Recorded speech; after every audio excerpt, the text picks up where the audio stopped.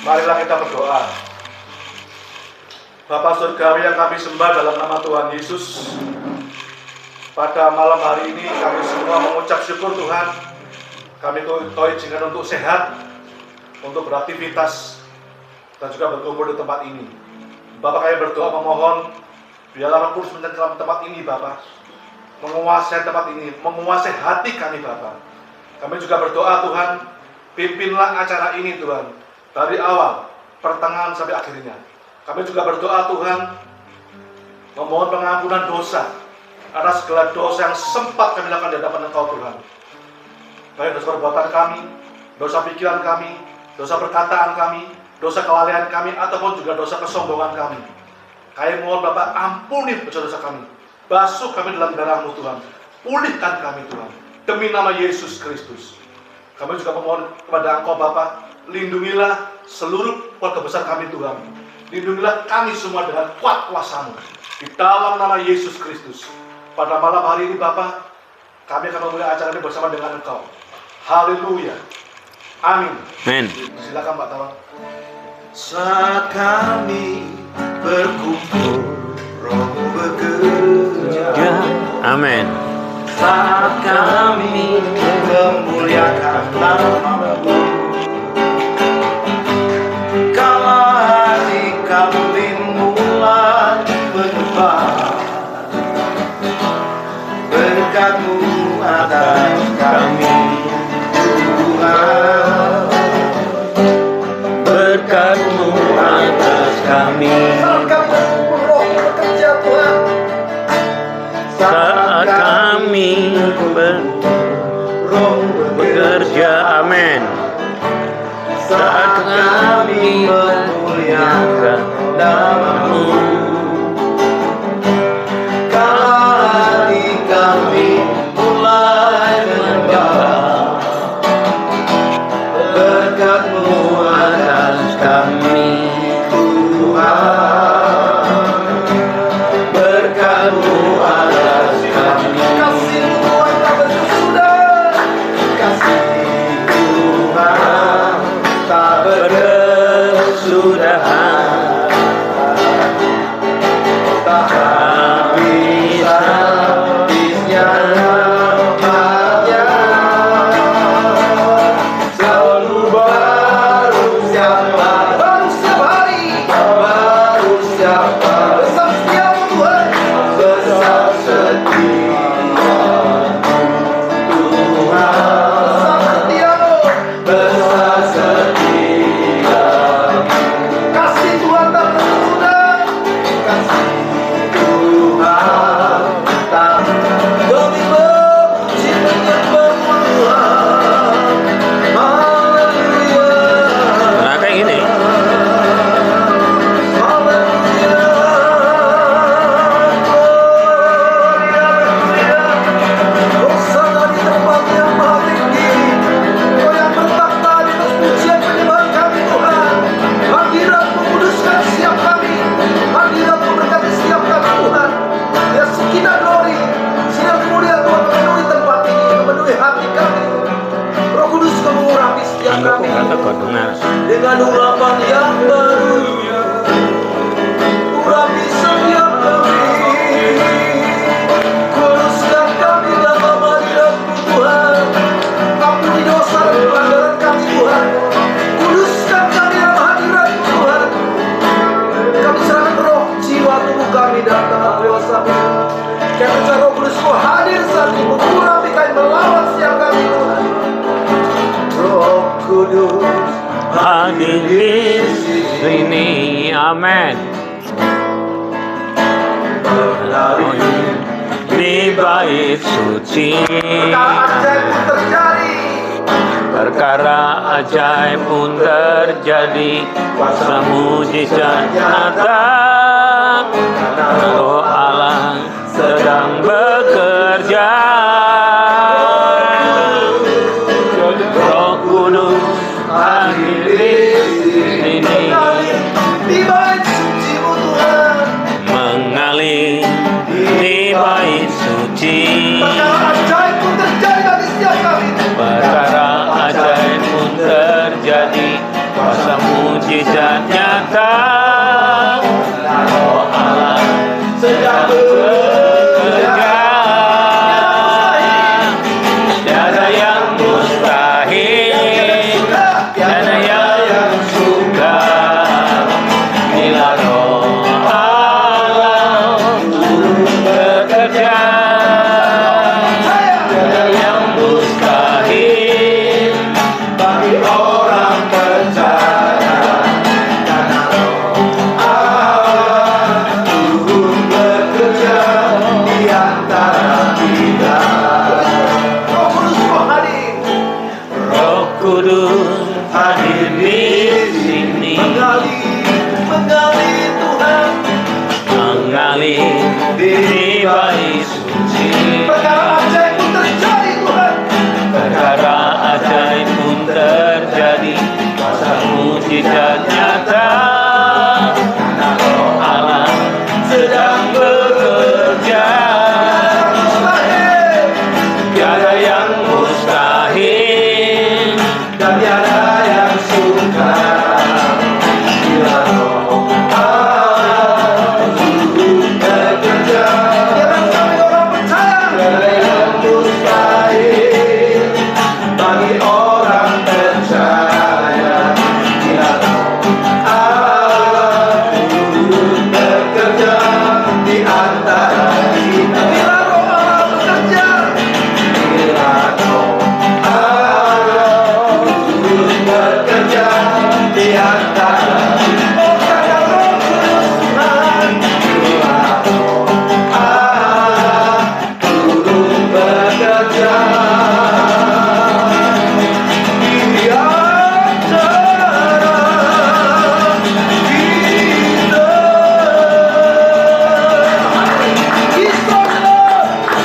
FTP man.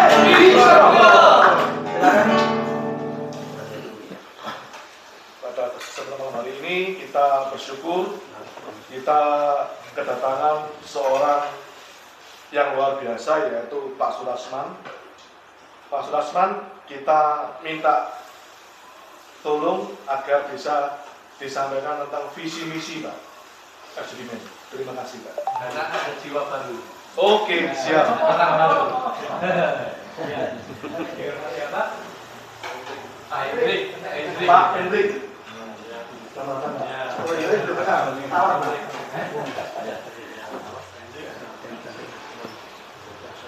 Silakan Pak Sulasman. Ini Yohanes Kutip dan chapter Baratajaya. Ini dua chapter yang luar biasa. Gabungan chapter malam ini. Ini namanya chapter meeting, Pak Hendrik. Kenapa? Karena ada jiwa-jiwa baru di sini. Ya. FGBFI adalah kepanjangan dari Full Gospel Businessman Fellowship Internasional. Kenapa internasional? Karena ada di kurang lebih 150 negara, termasuk Indonesia salah satunya. Di Indonesia ada di berbagai kota-kota besar, termasuk Surabaya. Salah satunya seperti pada malam ini kita berfellowship. FGBFI bukan gereja dan tidak pernah mendirikan gereja, namun adalah anggota-anggotanya kaum usahawan profesional yang semuanya orang-orang awam, ya, yang mau dipakai oleh Tuhan di dalam wadah ini, ya. FGBFI lahir tahun 1952, ya, tepatnya di Amerika Serikat, yang didirikan oleh seorang namanya Demos Sakarian.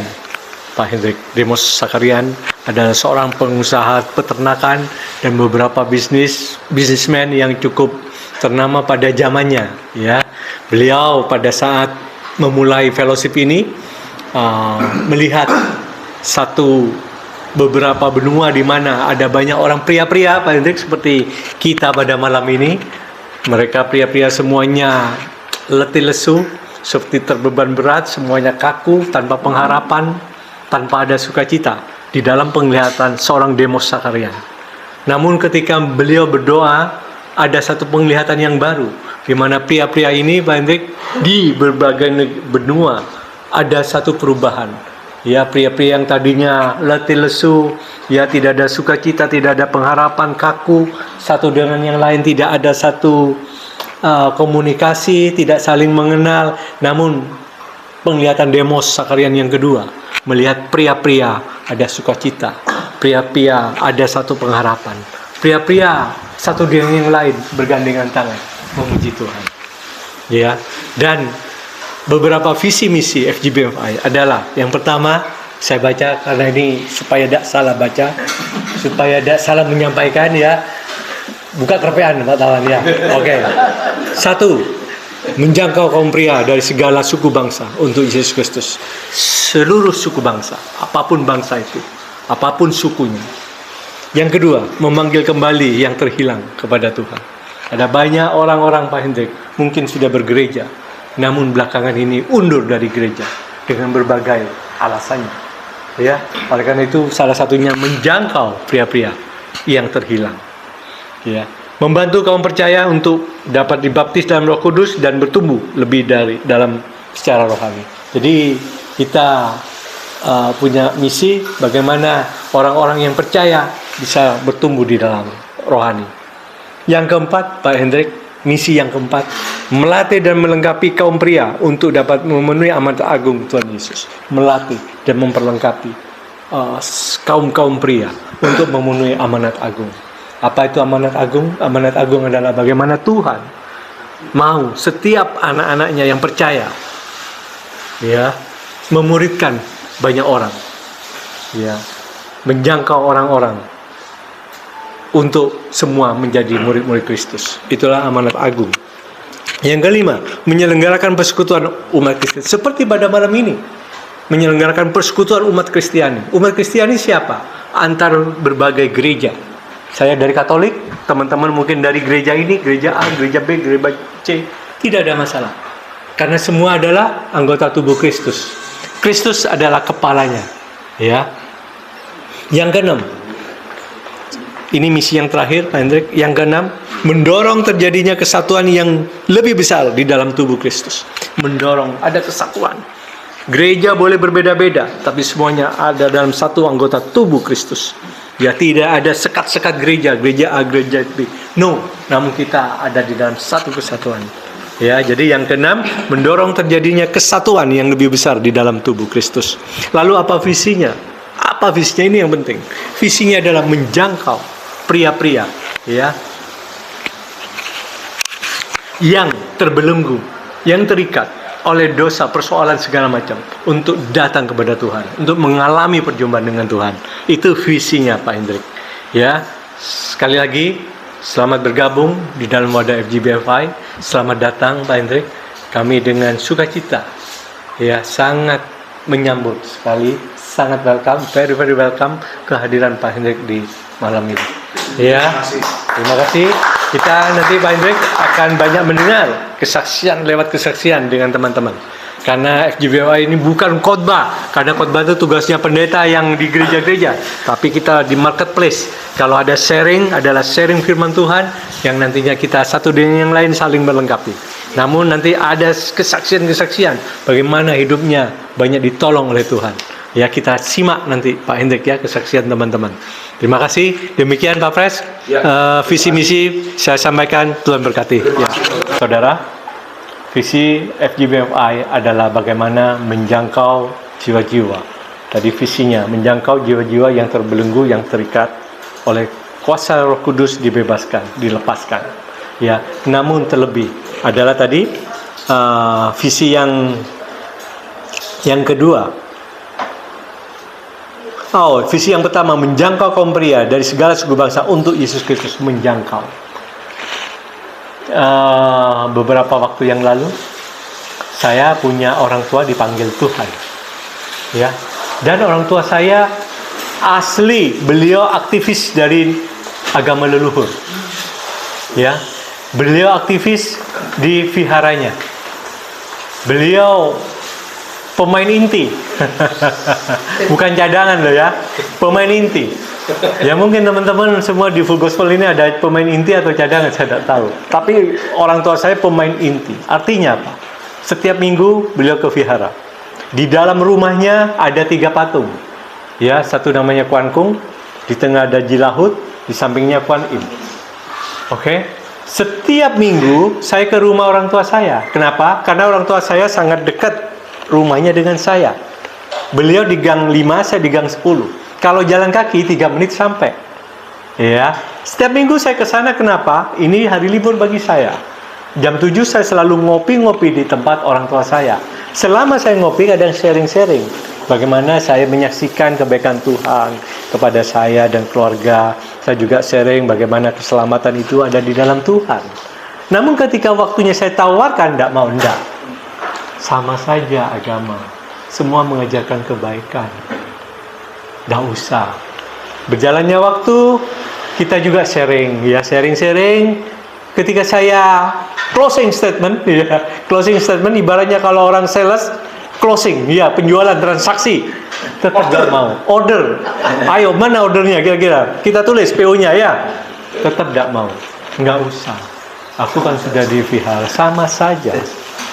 Di tempatku ngajari kebaikan. Tapi saya katakan, kebaikan semua ngajari, tapi keselamatan ada di dalam Tuhan. Tidak, justru di tempatku ada tiga dewa. Ibaratnya kuat posisinya ya. Di backup 3 dewa kuat ya. Kita kan satu cuma Tuhan Yesus ya. Ya kira kalau 3 lawan 1 mana kuat? Kira gitu ya. Malah nembak pedang ya. Nah, Kuan Kong ya. Kuan Kong. Cedera. Tidak apa-apa, hanya menawarkan. Tiba saatnya, saudara, ada di ruang UGD. Orang tua saya terbaring di satu bed UGD. Saya berjaga di sana. Satu saat, karena bosan jaga ya, sudah ada istri, ada mama mertua, saya tak tinggal baca koran. Ya, pada saat saya mau keluar, saya balik lagi karena di sampingnya papa saya ada orang sakit, ibu-ibu, cewek. Di sana ada suami laki, mungkin suaminya, perempuan lagi lebih tua, mamanya.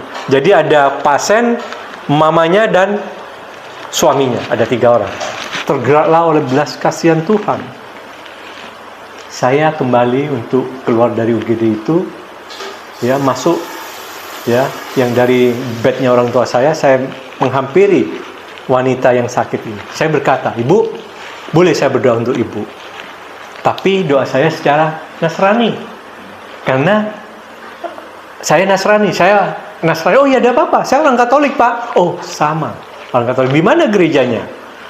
Di Roh Kudus. Oh sama, di Roh Kudus. Ya, silakan Mbak. Silakan. Saya berdoa. Singkat cerita, saya selesai berdoa.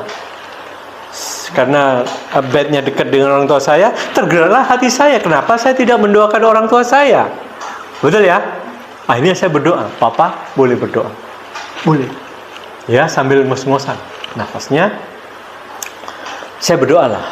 Lalu tergeraklah oleh belas kasihan seperti suara Roh Kudus. Ajak terima Tuhan Yesus. Ingat di full gospel ya, bagaimana doa untuk menerima Tuhan Yesus. Papa boleh? Papa mau terima Tuhan Yesus? Mau. Mau. Langsung. Ya, ikuti kata-kata saya. Ya, saya nama kecilnya Joni, ikuti kata-kata Joni. Ya. Tuhan Yesus masuk di dalam hati saya. Ya, Tuhan Yesus, saya mengaku bahwa Tuhan sebagai Tuhan dan Juru Selamat saya.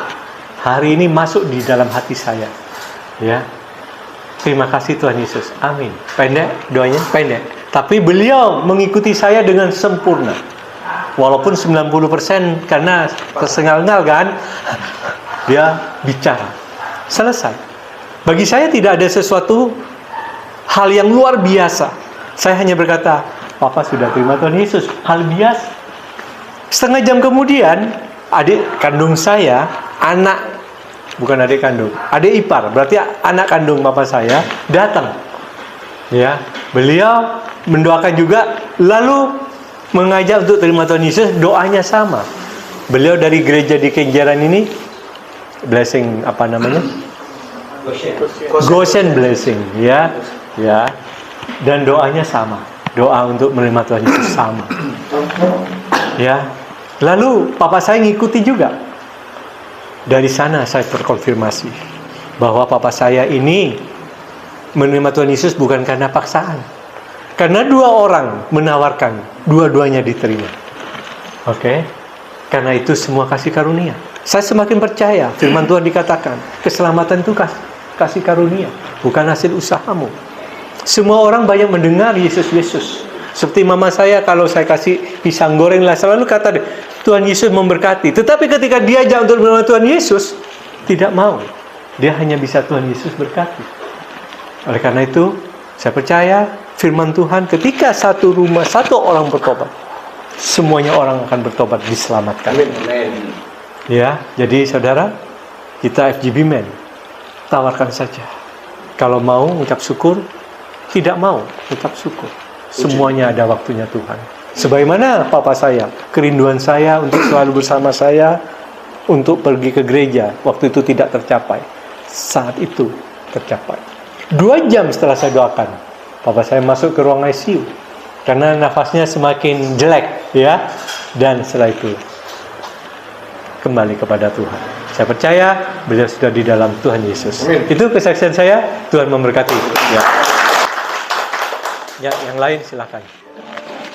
Waktu kita kan di sana. Iya. Berjumpa ujian, ketopong keselamatan, menyediakan dalam Tuhan. Bila jalan menipu dan badai pun berderu, kita tetap berdiri dan bersaksi untuk Tuhan, bahwa Yesus satu-satunya jalan yang dapat keselamatan.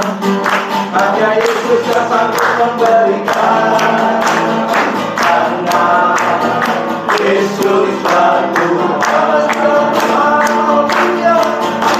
Karena Yesus Tuhan. Ini misi kami, ini misi kami, FGB MFA. Ini misi kami, ini misi kami, FGB MFA. Mari bergandeng tangan dengan berisai iman, bersaksi untuk nama Tuhan, bersaksi untuk nama Tuhan. FGB MFA.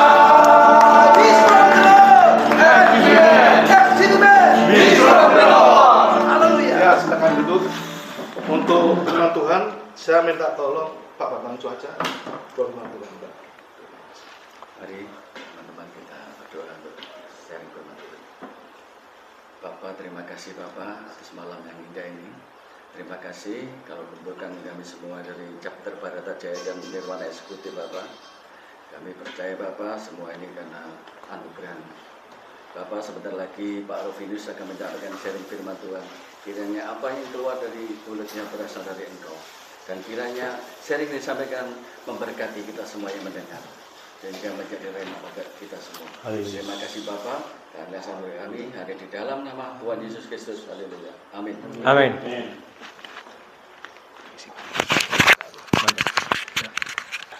Tema hari ini sangat menarik. Ya, tetapi hati-hati. Izin, Ya. kalau duduk di sini bagaimana? Ngadep Pak, ngadep. Di sini. Ya.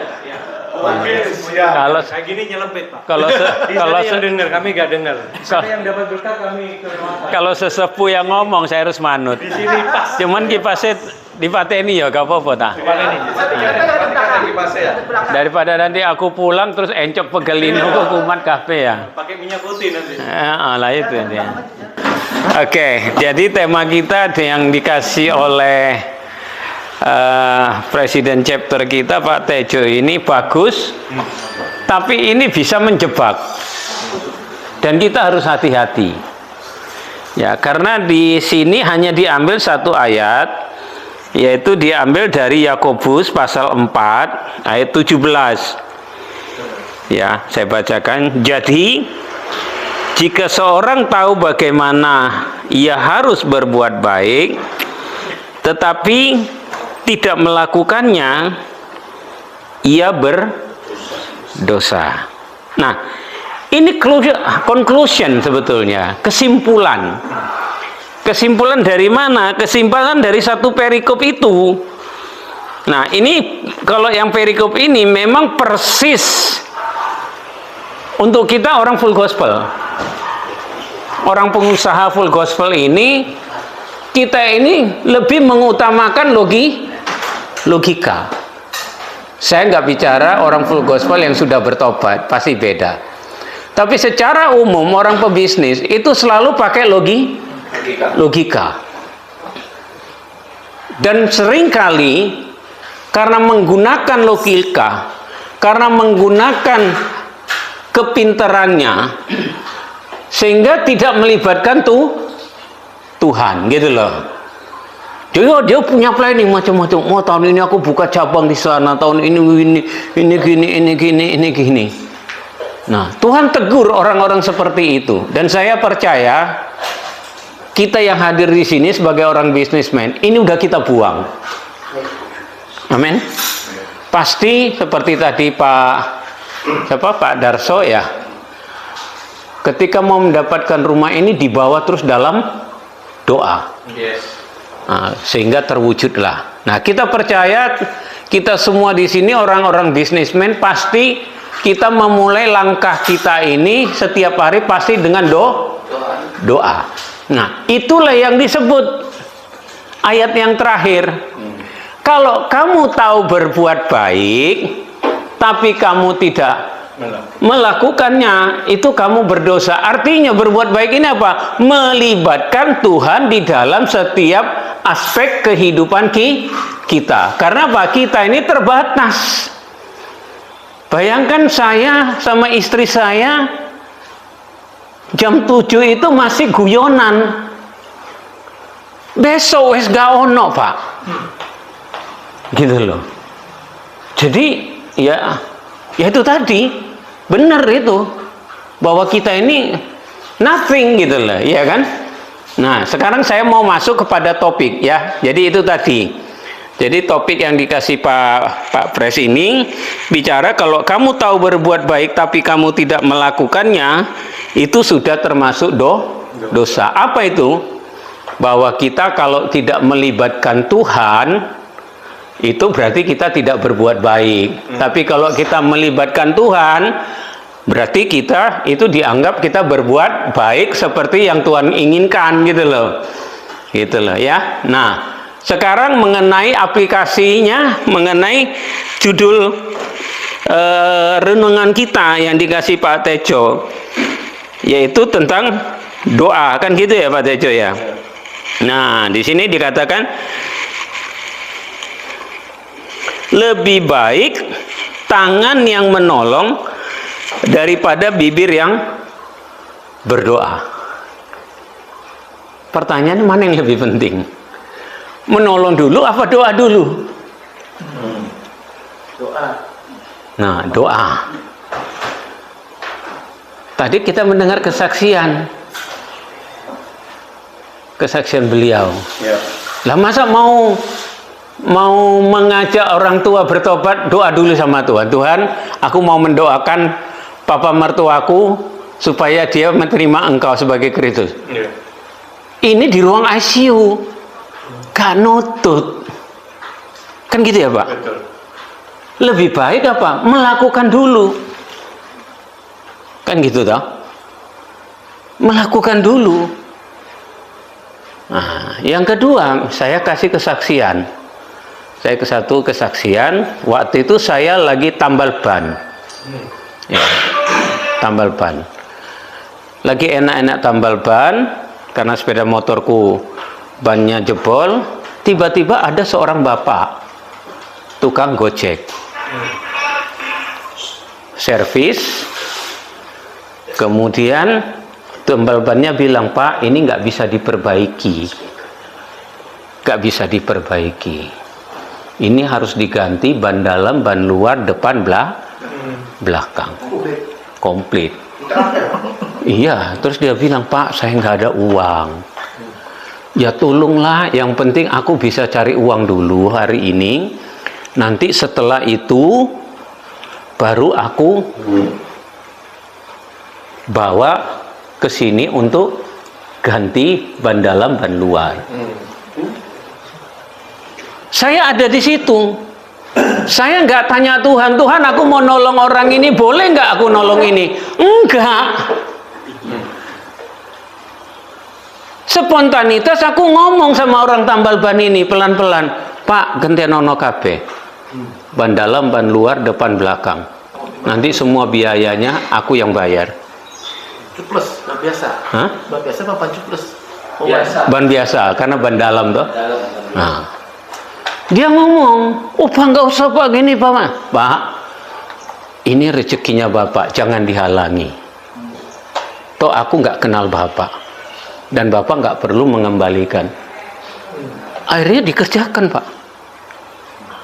Selesai, saya bayar semuanya, kemudian dia pergi.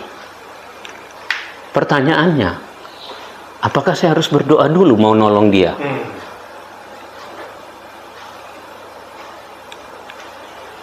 Mau berapa lama Tuhan jawab? Nanti jawaban Tuhan opo. Padahal orang ini emergency, dia harus kerja. Itu satu. Maka ini nanti kita sharing pengalaman masing-masing. Pengalaman iman jangan jadikan satu kebenaran. Ya, saya pesankan dulu. Karena apa? Belajarlah dari case to case. Belajarlah dari kasus per kasus. Yang kedua, itu tentang saya dengan kakak saya, kakak kandung Pak. Kakak kandung saya ini anaknya sakit parah, ekonomi gak baik.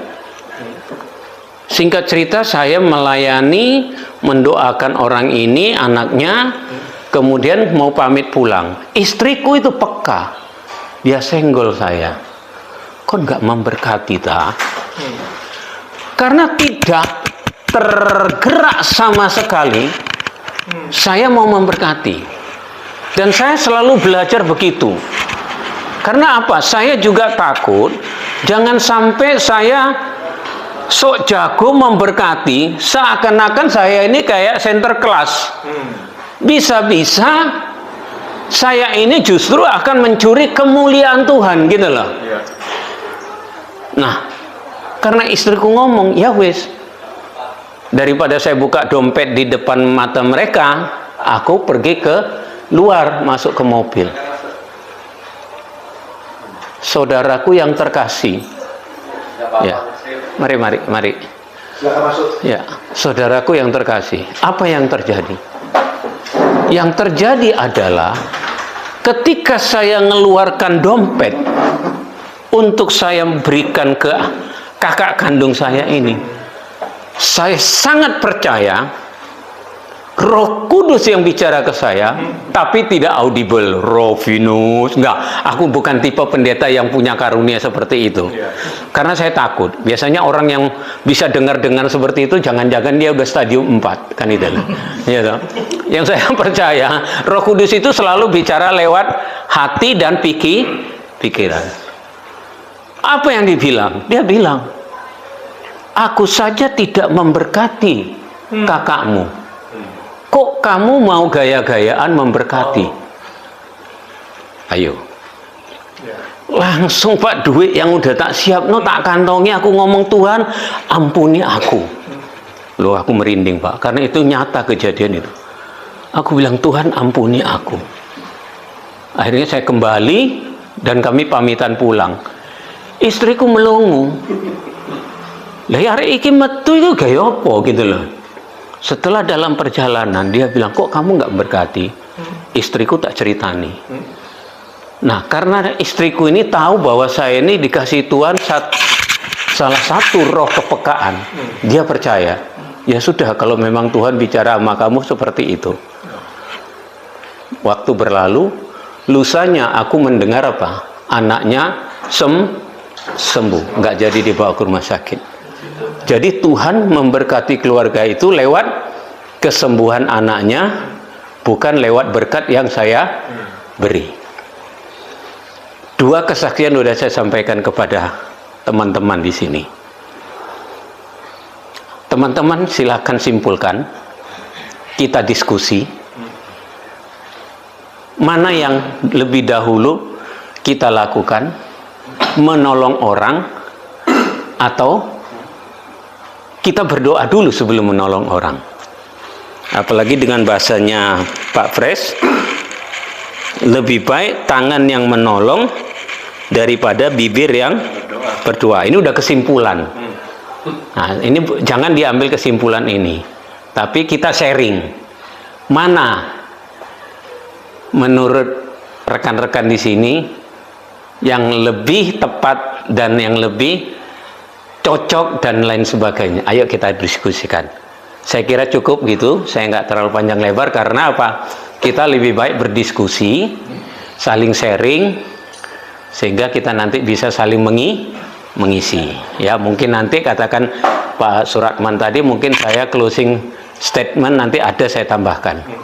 Ya, Tuhan Yesus memberkati. Ya, silakan. Lebih lanjut, mohon maaf saya potong. Ini ada satu jiwa baru juga. Oh iya. Saya undang Oh, bisa memperkenalkan diri ya. Berdiri ya. Ya. Nama saya Victor. Halo Pak Victor. Shalom, Pak. Shalom. Saya tinggal di Gemini, Salon Gemini sini. Ini Salon Gemini. ya. Ya sih.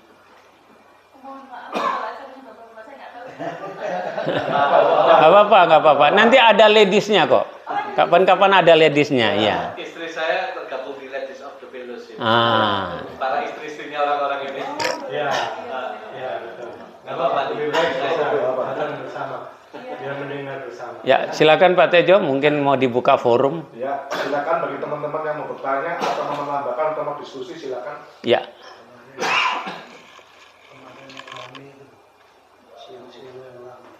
Mau diskusi, Pak Yusak, kabar gimana? Monggo. Ayo, siapa? Di sisi kan dunia itu kita tidak sendirian, jadi mesti harus perlu bantuan orang lain gitu. Nah, ini kadang kalau kita hadapi itu, misalnya kita membantu orang gitu ya, saudara, cenderungnya itu apa ya, selalu mengandalkan gitu, saudara. Nanti kita sudah bantu, gitu lagi tidak berubah. Nah, makanya kita bagaimana sikap kita mesti harus bijaksana untuk menolong mereka. Itu harusnya yaitu pertama kita menolong nggak apa-apa, pokoknya menolong dengan sukarela dan apa dengan hati yang tulus, ya ikhlas.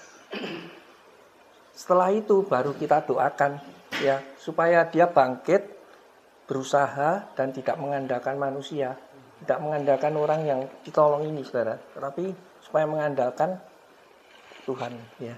Jadi didoakan supaya dia diberkati dan bisa apa itu bangkit dari keterpurukannya itu. Biasanya gitu. Jadi yang dikatakan Pak Rufinus tadi, doa dulu apa nolong dulu. Mestinya ya kita nolong kan spontan dengan apa? Dengan kerelaan tadi itu ya, terus nanti terus itu kita doakan, jangan tolong langsung biarno gitu, saudara.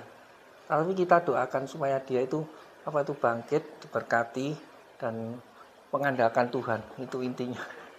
Jadi supaya ndak terus pikirannya itu apa nanti setelah kerja apa ada persoalan minta bantuan terus terutama biasanya apa Pak, material, uang itu biasanya itu berulang-ulang gitu. Menurut pengalaman orang-orang itu kalau cerita itu gitu ya. Jadi kadang itu orang itu terus mikir loh, saya ini bantu tapi kok mengandalkan kita gitu loh.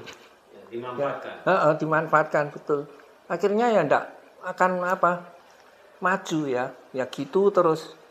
Tapi dulu pernah Pak Benat pernah doakan ya mungkin ya di apa itu doa di hari Jumat itu kan dia sampai bangkrut, punya utang banyak sama sertifikatnya itu digadekan itu. Tapi Pak Benat mendoakan berapa waktu lagi diberkati, saudara.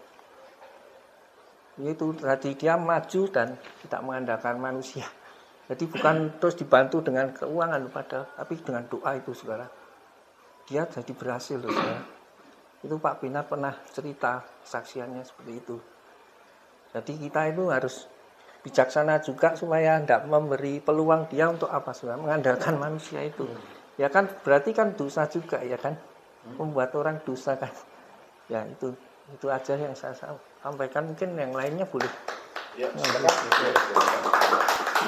saya boleh menambahkan gini ya, kalau menolong orang itu kita melihat situasinya, kondisi, situasi dan keadaannya memang emergensi atau memang darurat gitu ya. Karena gini, saya telah ketemu dengan seorang ya. Itu suaraku soalnya. Saya pernah ketemu sama seorang ya di tengah jalan dan dia bercerita kalau dia mulai malam itu tidak makan ya, karena memang dia tidak punya uang gitu loh. Dia tidak makan. Saya ketemu siang hari, memang saya melihat dari raut wajahnya, memang saya tahu kalau nggak dibuat-buat, karena wajahnya tuh kusut, lesu, lemah gitu saudara ya. Dan saya mengerti kalau dia itu menahan lapar gitu ya saudara. Lah setelah saya melihat dia dalam kondisi demikian, kan saya tidak mungkin toh, oh saya mau ngasih uang dia untuk membeli makanan, saya harus berdoa dulu ya. Dan ini orangnya itu selak semaput ya, karena kelaparan ya di tengah jalan ya. Jadi ya saya yakin saya kan bisa menilai dari gerak-geriknya, cara bicaranya dia, lalu dari kondisi raut wajahnya, itu terlihat kalau dia memang lemas, lesu ya, kusut gitu saudara ya, dan memang kelihatan kalau dia menahan lapar gitu. Nah tentunya saya nggak mungkin loh, saya berdoa dulu, apalagi itu ketemunya di tengah jalan. Saya nggak kenal dia juga nggak kenal saya gitu. Jadi saya percaya, saya kasih jumlah uang, Bapak ini Bapak buat beli makan ya, saya bilang gitu sama dia. Dan dia sangat gembira sekali. Bahkan dia mengucapkan terima kasih itu berulang-ulang kali. Saya bilang terima kasih sama Tuhan, saya bilang gitu ya. Nah saudara, kalau saya ya dalam kondisi yang kondisi yang emergensi atau darurat gini ya, menurut saya ya memang kalau memang kita perlu memberikan pada waktu itu orang itu membutuhkan, ya kita harus ngasih gitu saudara. Menurut saya gitu ya. Kita tidak bisa doa dulu, orang sudah kelaparan kayak gitu kok. Ya nanti takutnya pas kita tidak ngasih di tengah jalan dia semaput ya, tambah kasihan ya. Kalau saya sih melihat situasi dan kondisi. Jadi memang itu keadaan emergensi apa darurat ya, yang memang perlu ditolong seketika itu juga. Soal dia nanti misalnya ya, dia menipu saya misalnya, pura-pura ya, itu urusan dia dengan Tuhan saudara. Tapi saya sudah membantu dia dengan hati yang ikhlas gitu loh saudara. Jadi saya tidak salah di depan Tuhan. Ya karena dia juga dikatakan di firman-Nya dia, apa yang bisa kita lakukan untuk orang lain, tapi kita tidak mau melakukan itu, kita berbuat dosa. Nah kalau saya sekali lagi, saya melihat kondisi, situasi, emergensi apa memang darurat gitu. Pertolongan harus diberikan seketika itu juga atau tidak. Memang kalau kita melihat zaman sekarang ini kan banyak penipuan, banyak modus-modus penipuan ya toh, saudara tahu sendirilah gitu loh. Memang kita harus bijaksana. Tapi sekali lagi, kalau saya tergantung kondisi, situasi, lalu keadaannya memang emergensi pada darurat. Ya, kalau mungkin hal lain ya mungkin perlu doakan. Tapi kalau menemui orang-orang yang seperti itu, yang memang seketika itu memang dia sangat membutuhkan bantuan ya, kita bantu. Tapi dengan hati ikhlas. Terima kasih. Kita diskusi ya. Diskusi, Pak. Kalau menurut saya, kita sebelum melakukan sesuatu, kita harus berdoa dulu Pak. Supaya kita tidak salah jalan, kita harus berdoa ya. Yang minta bimbingan Tuhan mengenai itu. Nomor satu memang seperti itu Pak ya. Cuma jangan hanya berdoa tok. Berdoa tok, kita nggak ada tindakan juga percuma gitu loh. Dalam arti di doa kita mendoakan seseorang ya, mendoakan ini tidak akan pernah sia-sia lah pastilah ya. Cuma tapi kalau orang tersebut mungkin butuh bantuan, tentunya kita juga berdoa untuk memberkati seperti itu. Saya pernah mengalami beberapa kali ya. Saya ini juga berbelas kasih sama orang, tapi kadang-kadang ini juga dimanfaatin Pak. Benar. Saya merasa beberapa kali saya seperti itu ya. Tapi dalam hal ini maksud saya ini menolong dia. Soal seperti Pak Yakub tadi mengatakan bahwa itu urusan dia dengan yang atas, saya setuju sekali. Karena kita ini hanya saluran berkat ya. Kita ini bukan pemilik. Kita ini hanya dititipi oleh Tuhan. Kita diberkati Tuhan untuk memberkati orang lain ya. Soal itu nanti kita disalahgunakan sama orang lain, itu urusannya dia sama yang itu ya. Kita nggak perlu kecewa, kita nggak perlu itu. Kita sudah mau itikat baik kita menolong, tentunya juga Tuhan pasti juga tahu lah hati kita ini seperti apa, seperti itu ya. Ya, dalam hal ini memang nomor satu memang harus berdoa dulu ya kan, kita kalau nggak doa kan kita nggak tahu dituntun Tuhan kita ini mau berkati dia apa enggak. Nomor satu memang itu. Cuma dalam kasus-kasus khusus misalkan seperti emergensi seperti itu ya, tentunya kita juga memang harus action juga ya seperti itu, bahwa kita mungkin juga memang mungkin kita dipakai Tuhan untuk memberkati dia. Jadi kita nggak perlu kita harus doa dulu, terus kemudian kita baru berkati atau kita berkati dulu berdoa juga. Tapi menurut saya yang pertama berdoa dulu ya. Kita tanya dengan Tuhan, Tuhan benar yang saya lakukan. Kita ini jangan sebagai istilahnya batu sandungan buat orang tersebut gitu. Jadi menurut saya berdoa nomor satu ya, kemudian baru kita melakukan actionnya. Ya mungkin itu dari saya. Terima kasih. Yang lainnya? Silakan Pak. Ini kemarin di grup Barata yang paling ramai. Saya memang nggak setuju dengan pembanding. Ini kan membandingkan. Jadi lebih baik itu judulnya jangan dibandingkan dengan doa. Jadi kalau menolong, saya lebih setuju dengan kata Bapak siapa tadi, Pak Yakob. Lihat situasi dan kondisi dengan zaman yang sekarang. Kalau untuk memberi pertolongan. Dengan situasi yang sekarang kan kita bisa lihat sendirilah bagaimana kehidupan sekarang. Jangan, jadi maksudnya kita menolong jangan berbuat bandingkan dengan kata berdoa lebih baik. Jangan ada kata pembanding. Ya sekarang kita mau menolong, contoh umpamanya sekarang ini. Kita mau menolong orang, udah kita tahu dia kecelakaan berdarah-darah. Tapi di jalan sepi. Kalau sesuai dengan Alkitab tadi kita harus menolong dia. Ayo sekarang Pak Tejo berani nggak menolong dia? Kalau umpamanya keadaannya di Bangkalan. Berani nggak menolong dia? Hah? Ya itu tadi melihat situasi. Tapi jangan bandingkan dengan kata doa. Sekarang ada lagi banyak sekarang ini orang minta tolong datang ke rumah. Kita mau ngajarin ke anak kita kalau ada orang minta tolong, minta begini-begini. Apakah Pak Tejo nyuruh ke anaknya nanti buka pintu? Kalau ada orang minta pertolongan kau buka pintu. Apa begitu mengajari anak sekarang ini? Zaman sekarang loh. Berani nggak mengajar seperti gitu? Kalau ada orang minta tolong, orang tua atau gimana lah minta pertolongan, masa kita suruh anak kita suruh buka, kita lagi kerja. Jadi lebih baik memberi pertolongan memang bagus, tapi jangan membuat pembanding dengan kata jangan membuat kata pembanding ya. Nah sekarang memberi pertolongan itu sekarang ini bukan sesuatu yang baik loh, bisa jadi ancaman. Umpamanya Pak Tejo sekarang, aku minta tolong sama Pak Tejo, ya, aku lagi butuh duit. Nah kembali lagi ke siapa tadi duit.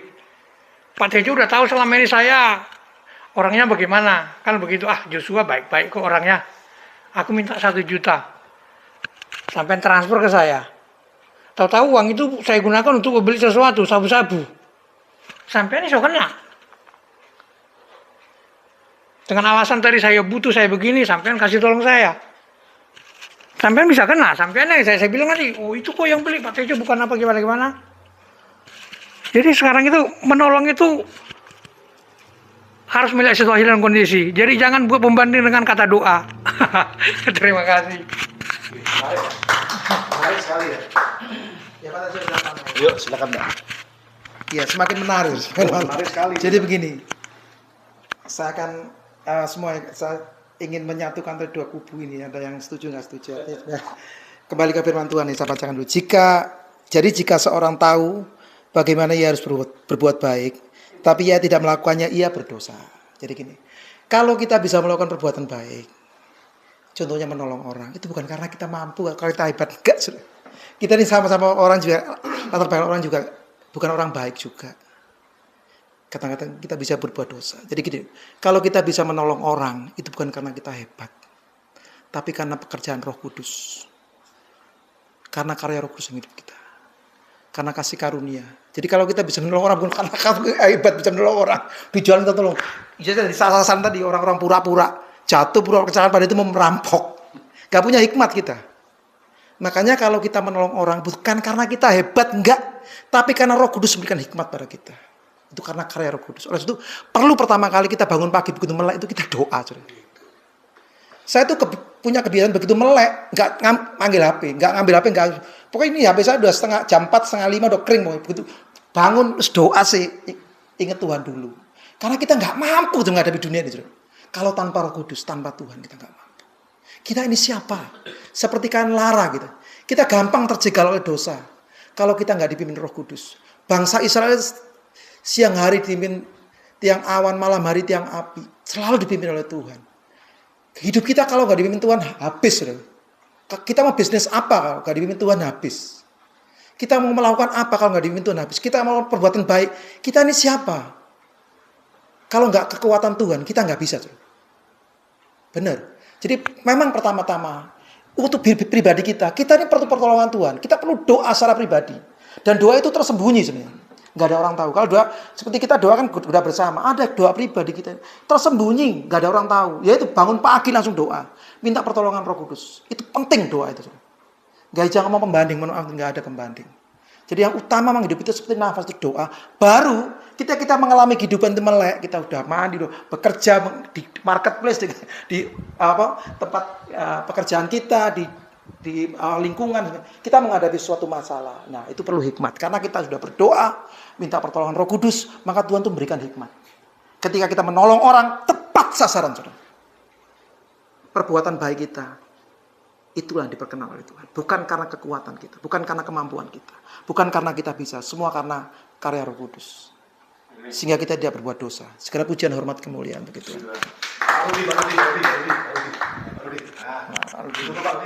Loh, ya. Ini supaya di YouTube-nya terang ya? Ya. Di kantong. Udah ada kantong kan?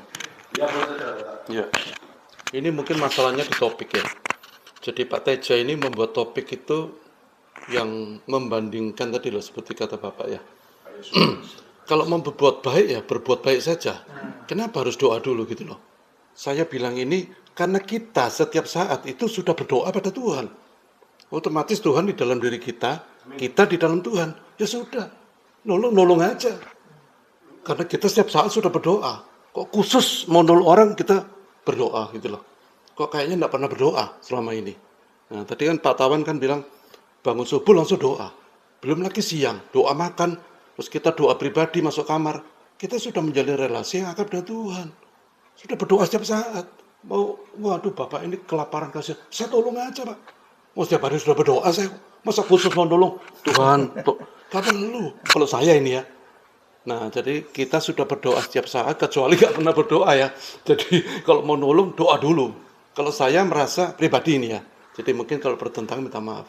Jadi kalau saya, ya setiap saat saya doa. Mau nyetir doa, mau makan doa, mau mandi doa. Ya sudah, saya anggap saya sudah menjalankan ritual yang benar, menjalin relasi yang akrab dengan Tuhan. Ya saya hidup nak neko-neko, istibarat lampu merah jam 12 malam, saya pun berhenti, biarpun tidak ada polisi, tidak saya tabras. Saya sudah disiplin dari hal yang kecil, ya saya ikuti firman Tuhan. Terus ada masalah, Bapak kelaparan, ya tak tolong saja Pak. Udah, saya tidak doa lagi.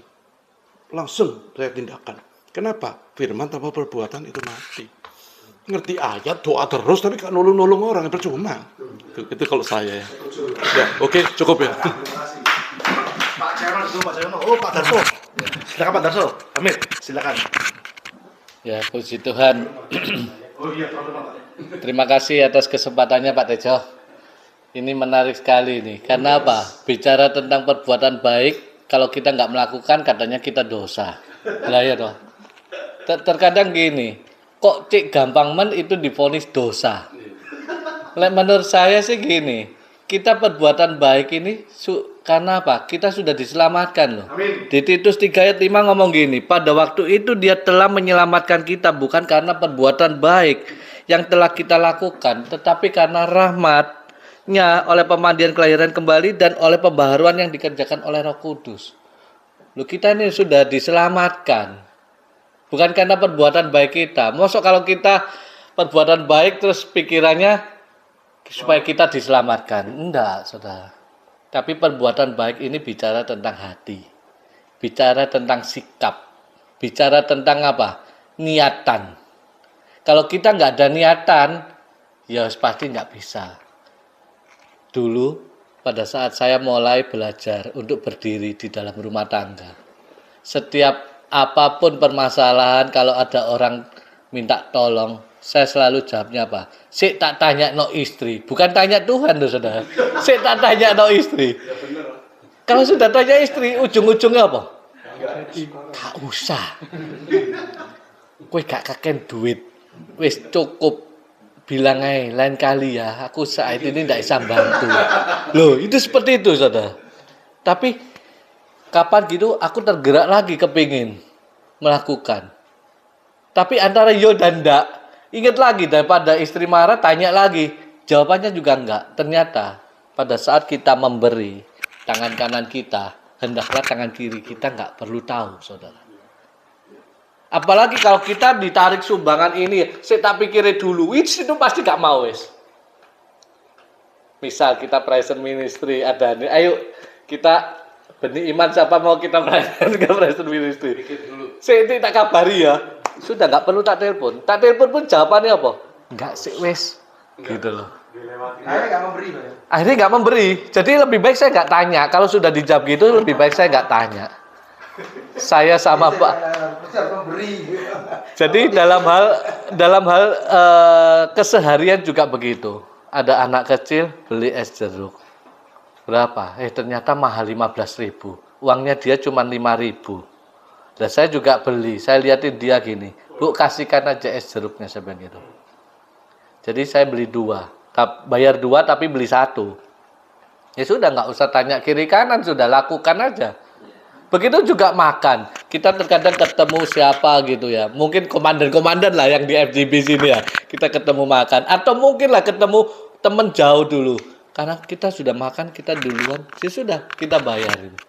Dia toleh, siapa yang bayar? Oh, yang tadi itu loh. Lah, akhirnya nggak tahu ceritanya apa. 2 hari kemudian baru dia japri saya. Sorry, nomor teleponmu baru ketemu. Kamsi ayo kapan nanti mau bayari? Aku bilang ini.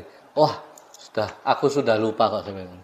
Tapi satu hal, apa yang kita lakukan kalau niat kita tuh gak pakai mikir, itu seperti kita tuh memiutangi Tuhan, saudara.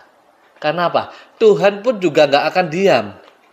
Bahwa Tuhan pun juga sanggup melakukan apa yang kita sanggup lakukan. Contohnya apa? Terkadang saya tuh bingung ya. Dalam situasi kondisi tertentu, malah saya makan loh, gak ngerti sing bayari sopo. Terus saya mau bilang siapa ini? Mau berterima kasih ke siapa? Itu saya alami, saudara.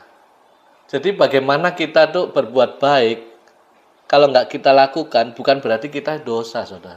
Kalau menurut saya itu sih. Cuman satu hal, belajarlah kita pada saat kita memberi tangan kanan kita, tangan kiri kita hendaklah nggak usah tahu. Itu mungkin dari saya, jadi kita kembali lagi sikap hati. Oke, terima kasih, Tuhan berkati. Tanya istri itu bukan tanya memberi. Ayo Pak, Lanjut. Terima. Iya Pak, jawaban istri itu tidak pernah salah. Tolong.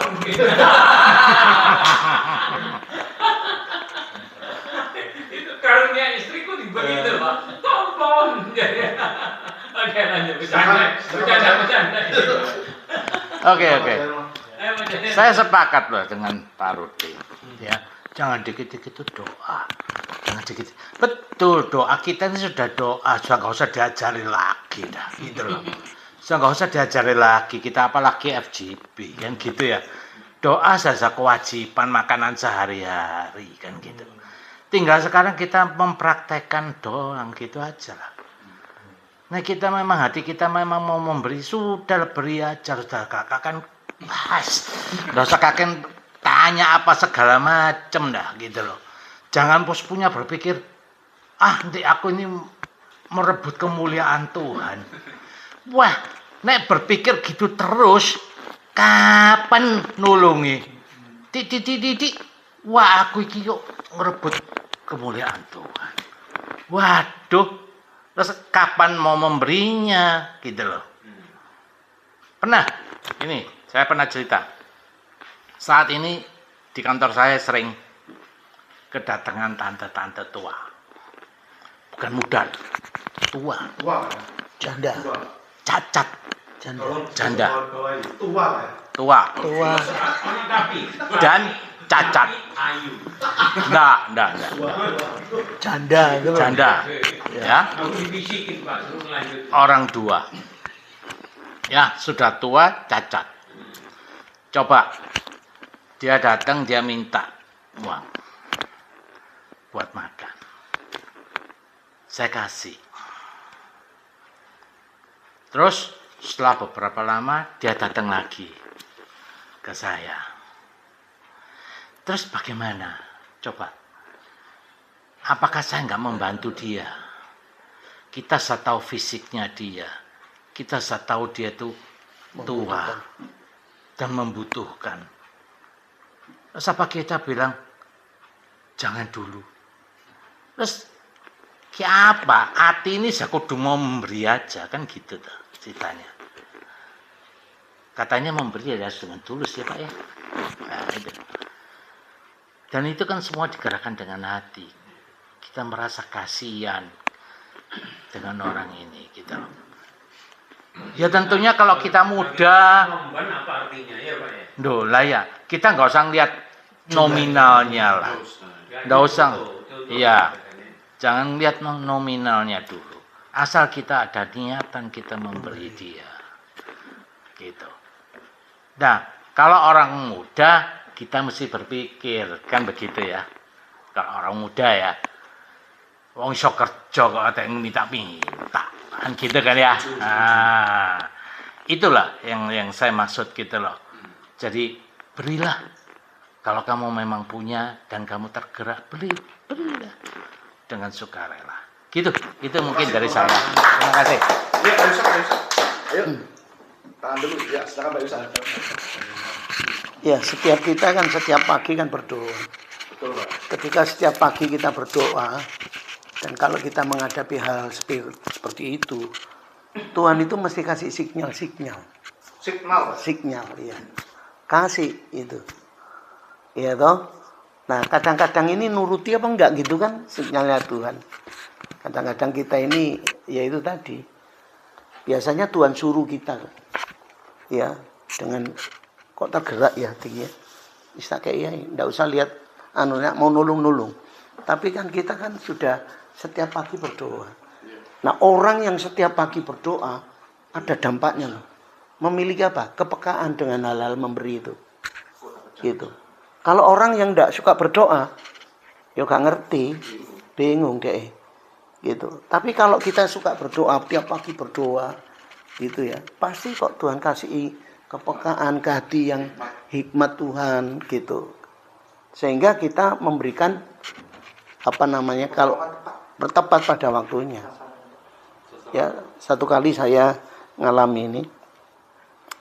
Nah, satu kali ada seorang hamba Tuhan itu tidak punya uang sama sekali di desa. Ya, saya lihat gerejanya cukup dan saya memberikan keuangan tidak banyak, bantu tidak terlalu banyak saya kan. Tahu-tahu orang ini ngomong gini, Pak, terima kasih ya Pak. Dalam beberapa saat ini aku persembahanku tidak cukupi. Terima kasih dukungannya gitu loh. Jadi ada hal-hal yang Tuhan kasihkan sehingga orang itu bisa berterima kasih dengan kita. Itu rasanya senang gitu loh. Nah, kepekaan itu yang harus kita miliki. Nah, disuruh tadi, ya nak disuruh beri aja deh. Sudah, tidak usah mikiri yang aneh-aneh. Nah, itu sebabnya doa pagi, doa pribadi itu sangat penting sekali. Untuk apa? Untuk kita minta Tuhan petunjuk Tuhan, hikmat Tuhan. Nanti kita menghadapi hal-hal kadang-kadang yang ngadepinya rodo lagi loh. Gitu. Ya ini saja saya bisa sampaikan. Terima kasih Pak. Pak Tejo, ada teman kita yang baru, Pak Emily, Pak Hito. Oh iya, sebentar. Pak Jeli dulu Pak. Oh Pak Jeli dulu. Ayo muter Pak. Uman dudu Pak. Oh iya. Semuanya kebagian berkat. Silakan Pak Jerry, silakan. Hitam gitu. Apa ya sih? Ojo idem tapi ya. Nanti gongnya beliau. Pak Jerry duduk atas saja Pak Jerry. Iya iya. Pak. Jangan di atas saya. Nanti gongnya Pak Dasman. Apa pendeta? Ayo Pak Jerry, silakan Pak Jerry. Gini lah, saya pernah juga tergerak hati saya itu untuk memberi. Kan saya lewat mer itu ada tulisannya Yayasan Yatim Piatu. Itu keras sekali di sini rasanya. Tergerak. Akhirnya saya bingung, ya apa ini Tuhan? Akhirnya saya langsung jalan ke toko, saya beli beras 2 karung. Tak taruh di sepeda motor saya, tak cari yayasannya itu ketemu. Begitu saya masuk, dia berjenggot semua. Waduh, ini salah ini. Tapi nggak termasuk ini ya. Jangan noleh ke sini. Oleh nama aku ya. Berjenggot semua tanya nih. Di Sumolawarus itu. Terus saya masuk, saya tanya, loh ini. Tapi yang jenggot panjang loh. Iya. Bukan jenggot pendek. Tapi celana segini Pak. Terus saya bilang, loh ini anak yatim piatunya mana? Saya bilang, oh enggak ada Pak. Kita sini cuma nampung.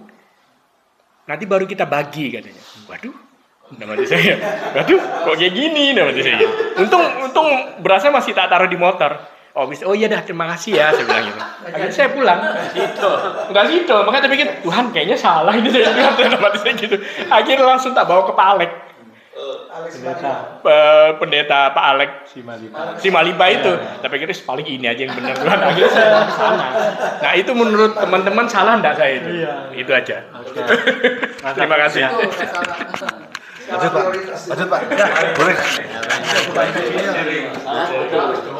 Salah enggak kira-kira saya begitu Pak? Udah, itu jangan dibahas. Ini kan semua ini kan temanya kan membantu sama materi, tapi membantu dengan tenaga kita. Kalau di jalan katanya Bapak itu siapa? Bapak yang pojok itu yang di Bangkalan kan kita sudah doa pagi seperti Bapak yang itu sudah beri doa pagi, kita kasih hikmat. Kalau nolong orang kita kan pasti tahu. Sering di jalan kan seperti ada orang kecelakaan kan katanya kalau nolong sendiri kan ada pertanyaan macam-macam terjebak kita kalau saya sering nolong itu juga nolong orang itu tidak sendirian. Untung berhenti sepeda motor itu sama-sama, ada orang jatuh berhenti sama-sama nolongnya juga sama-sama. Tuhan itu selalu memberi apa yang kita lakukan, Tuhan pasti tahu. Kita beri hikmat supaya kita anaknya supaya tidak jatuh ke masalah itu. Sudah nolong ada masalah, iya gitu ya itu karena Tuhan kita sudah berdoa, tapi hikmatnya pada waktu kita dalam sehari-hari, kita dalam perjalanan, kita diberi Tuhan hikmat yang mana yang perlu ditolong. Tuntunan Pak. Ya, tuntunan. Ya, itu. Ya, Pak Adi. Ayo dulu aja, Victor. Aman dulu. Ya, saya mau cerita sedikit. Beberapa minggu yang lalu, saya diundang sama teman saya ke pesta ulang tahun teman saya itu di Bima ya. Pas begitu di Bima gitu saya duduk. Biasa kan di Bima kan satu meja itu kan 10 orang. Saya duduknya 10 orang begitu. Terus itu ada satu teman saya tuh yang ada tempat duduk. Oh, itu Pak. Jadi itu, Itu. Oh bukan. Ya. Ada teman saya tuh yang satu tuh ada tempat duduk. Saya pikir, kok kamu duduk di mana? Aduh, saya belum dapat tempat duduk. Nah, saya kan mungkin sama di Bima itu saya teman-teman lebih banyak ya. Saya pikir udah, kok duduk di sini, nanti saya cari tempat lain di tempat lain. Nah, saya cari tempat lain begitu. Di situ kan mungkin kalau sekarang tuh kalau misalnya pesta mereka grup-grup ya. Grup dari jalan pagi, grup dari mana, grup dari mana. Nah, saya ke sebelah meja saya itu grupnya Widya Mandala. Wah, saya pikir, kalau misalnya ke grup Widya Mandala ini, saya pikir ini kan universitas. Dalam pemikiran saya, pasti orang ini berpendidikan, terus mungkin juga mengenal Tuhan. Jadi saya lihat di situ ada 9. Satu meja harusnya 10, isinya 9. Saya bilang, sini kosong kok ya. Saya mau duduk sini. Oh, udah penuh. Oh, kok satu meja 10, 9 dia bilang sudah penuh. Akhirnya saya lihat kiri kanan juga udah penuh gitu. Saya tanya memaksakan diri. Oh, sorry, satu meja ini 10. Jadi ini 10 kok. Kita 10 sama-sama begitu. Nah 10 sama-sama itu saya duduk di situ. Itu dari grup Widya Mandala. Nah, makanan pertama keluar. Makanan pertama keluar gitu. Waktu makanan pertama keluar itu, saya ke toilet. Pas toilet gitu. Habis ke toilet gitu, saya nggak langsung ke meja itu ya. Saya kopau sama teman-teman. Tiba-tiba pas saya ke meja saya, makanannya habis. Makanannya habis. Nah, pemikiran saya kan ini kan grup Widya Mandala. Nah, udah nggak apa-apa lah makan habis. Berpendidikan, orang sukses dan mengenal Tuhan. Saya pikir begitu. Terus itu tiba-tiba makanan kedua datang. Timbul dalam hati saya tuh, saya mau ngetes lah. Kurang lebih makanan kedua datang ini kira-kira saya dibagi apa enggak? Nah, begitu makanan mau datang gitu, saya jalan ke meja teman-teman. Tiba-tiba sudah makan begitu. Nah, akhirnya saya datang begitu. Tiba-tiba betul makanannya habis. Luar biasa. Nggak disisain. Padahal itu kan satu meja isi 10. Nah, pemikiran saya begini. Itu yang 9 orang itu, kenapa mereka tuh tidak peduli? Apa 9 orang itu tuh tidak ada orang tuh yang mau menolong orang? Harusnya kan kalau misalnya 9 orang itu bisa peduli 1 orang, kita makan 10 loh, kok itu belum makan loh. Nah, itu yang jadi masalah kan, kok 9 itu tuh kompak. Kompak. Kakek bagus ada Mas. Waktu bos lihat mejanya nggak teliti. Meja piranha. Jadi saya juga pesan saya juga, kita juga harus peduli. Bukannya berbuat baik, kita peduli apa teman-teman. Ayo kita bantu orang itu, ayo kita tolong begitu. Nah, maksud saya kita jangan hanya diri kita aja yang menjadi pembantu orang, tapi kita juga mengajak yang lain-lainnya begitu. Kelompoknya sendiri, nggak mau dimasukin orang. Iya, yang jadi herannya kan begitu.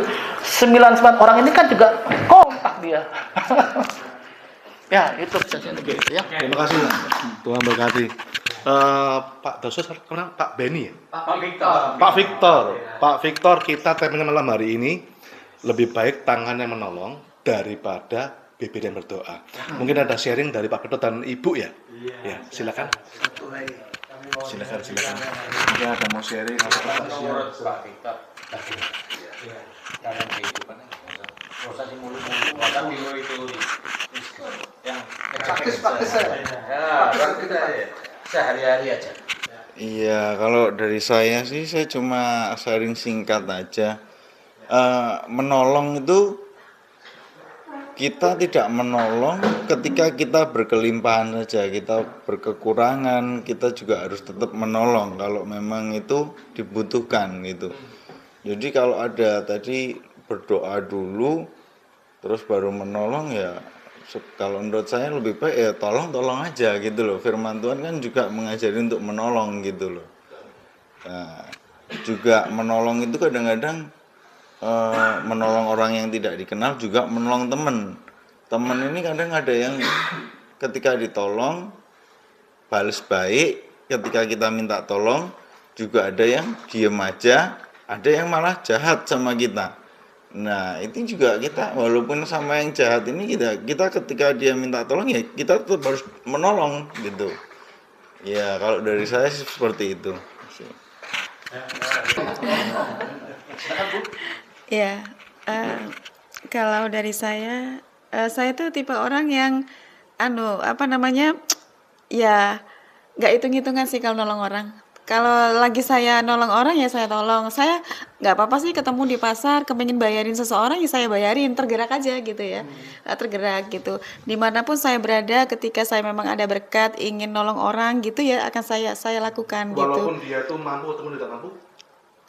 Ya itu ya lebih mengutamakan yang nggak mampu ya. Itu pastilah ya, karena kan kita harus menolong yang lemah daripada yang enggak gitu ya. Jadi buat saya masalah menolong itu nggak hitung-hitungan sih. Itu aja sih buat saya. Karena ya tadi enggak, saya nggak perlu. Kalau nolong orang saya nggak perlu berdoa. Karena kenapa? Sebelum kita keluar rumah kita sudah berdoa. Ya, ketika kita bangun tidur kita sudah doa sama Tuhan. Sebelum kita keluar dari rumah kita udah doa. Siapapun yang Tuhan kirim, kita mau ketemu siapapun ya sudah. Nggak perlu sih, aku orangnya nggak perlu ribet. Itu aja. Terima kasih Bu. Iya. Teman-teman, ini jujur aja, ini tadi ada sedikit pertanyaan dari Pak Jelly tentang di mana tadi dia itu sempat ada hati untuk nolong, tetapi setelah dia lihat, lah kok cingkrang, terus setelah Ada orang itu piatunya lagi. iya. Gini Pak Jelly, ini jawaban saya secara pribadi Pak Jelly ya. Jujur saya kalau jadi seperti Anda Pak, aku mundur Pak. Karena apa? Niat saya itu menolong yang pertama satu iman, pertama. Kedua, orang benar-benar nggak mampu. Nah itu semua tidak terjawab semua Pak. Jadi mata visual saya pertama dia nggak seiman. Kedua, orang yang tidak mampu itu tidak ada di situ. Iya. Jadi, sorry kalau menurut jawaban saya, tindakan Pak Jelly benar. Gitu. Nah, oke. Terakhir gini, kenapa saya kok membuat tema seperti ini? Sebenarnya ini tema ada tertulis di tagline WA teman saya yang seorang pengusaha. Sempat bulan 5 akhir saya datangi dia. Saya bilang, "Kok kenapa tagline WA engkau kok bilang seperti itu? Lebih baik tangan yang menolong daripada bibir yang berdoa." Dia bilang gini, singkat cerita bilang gini, "Gini loh Jo, kita ini terang dan garam dunia. Bukti dia apa kon terang? Bukti dia kon garam. Bukti ini mohon maaf, sekelilingmu kayak ngono loh. Mbok jiarno. Mohon maaf, ada yang nggak bisa makan, lu biar lu doa mati." Ini menurut dia ya. Jadi kalau kita memang punya hati nurani, kita beri dia seikhlasnya, gitu. Ojo ngenteni sembahyang dhisik. Karena apa? Justru Tuhan tempatkan kamu di situ tujuannya untuk menolong. Nah, jadi intinya dari yang dia katakan, Tuhan taruh kamu di situ tujuannya untuk jadi berkat, jadi terang, jadi garam. Bagaimana caranya? Menolong. Percuma kon doa ya panjang-panjang, tapi nggak ada hasilnya, tidak berbuah, maka akan jadi cibiran. Seperti itu yang saya angkat tema ini, dan saya bersyukur malam hari ini banyak sekali yang interaksi. Untuk closing statement tetap bersuaspan. Silakan Pak. Saya bukan closing statement, ada Pak Pendeta di sini. Hanya saya melengkapi sharing tadi. Tadi dari ujung. Yes, Pak Pendeta nanti ya. Tadi sharingnya dari ujung ke ujung bagus. Dan sedikit ada sama, ada kurang lebih ya. Namun saya punya satu pendapat atau melengkapi juga. Tadi baik-baik cerdas Anda memilih tema ini sehingga menjadi satu pemikiran bersama. Ya, Pak Rudi berpikir dari ujung sana berpikir itu tadi. Wah, itu kalau tanya istri penolong ya tolak aja. Wah, saya tertawa. Kebanyakan seperti itu ya. Terlalu banyak perundingan, terlalu banyak cancel. Ya, begitu ya. Jadi gini Pak Pendeta, saya teringat ketika saya baca Alkitab bagaimana Tuhan Yesus bertemu dengan orang-orang yang ditolong. Itu di dalam ayat itu berkata begini, tergeraklah oleh belas kasihan Tuhan. Tadi Ibu Victor sedikit nyinggung, saya tergerak. Ya, tergerak. Saya confirm banget Bu Victor. Saya coba searching di Alkitab ya, tergerak. Ada banyak di sini kata tergerak. Tergerak waktu itu ketika Tuhan Yesus melihat 4.000 orang lebih kelaparan. Ketika itu ada orang buta. Tergeraklah oleh belas kasihan. Ketika Tuhan Yesus di Kapernaum melihat iring-iringan orang mati, ya, lalu tergeraklah oleh belas kasihan, sehingga orang mati itu dibangkitkan, tidak jadi mati. Jadi saudara, ketika di dalam hati saudara tergeraklah oleh belas kasihan, lakukan, jangan tunda. Jadi tidak ada tadi di ujung sana katakan membantu dan berdoa. Tadi tergeraklah oleh belas kasihan. Saya ada sedikit kesaksian bagaimana saya tidak tergerak. Walaupun orang itu berkata, saya sudah tidak makan 3 hari 4 hari di semampir kos-kosannya. Ya, saya dapat WA berkali-kali, tapi belum tergerak. Belum tergerak. Ya, Saya kos di sini sudah ditagih ibu kos, diusir, lalu saya tidak makan berapa hari. Saya tidak tergerak. Lalu satu saat, ya, ada HP lain ngirim satu gambar, di mana gambarnya wanita cantik, ada anak-anak kecil. Bilang, kok tolong saya dibantu, saya tidak ada uang, ditinggal suami saya, ya, suami saya karena berselingkuh, saya ditinggal dan dia kawin lagi ceritanya, ya. Lalu baju kuning, mungkin saudara teman-teman pernah dapat WA, perempuannya baju kuning, ya, lalu anaknya kecil, ya. Saya WA jawab, ya, dari mana? Saya dari daerah Bondowoso, ya, kira begitu, ya. Dari Bondowoso, dia seakan-akan